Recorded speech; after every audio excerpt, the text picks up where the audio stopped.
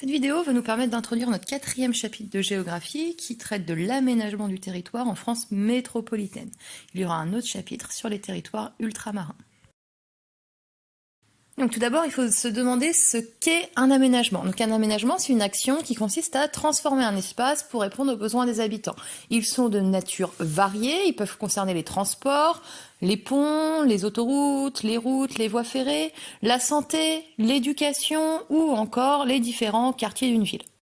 Donc pourquoi a-t-on besoin de réaliser des aménagements? Tout simplement parce que leur objectif est de réduire les inégalités entre les territoires et d'en rendre certains plus attractifs. Toutes les mesures prises pour organiser la répartition des hommes, des activités et des équipements sont appelées les politiques d'aménagement du territoire.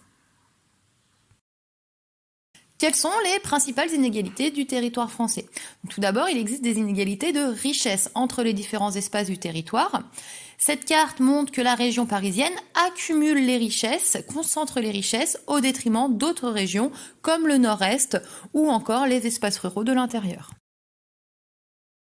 Il existe un déséquilibre entre les différentes parties du territoire français, entre les espaces qui sont bien intégrés aux échanges et à la mondialisation.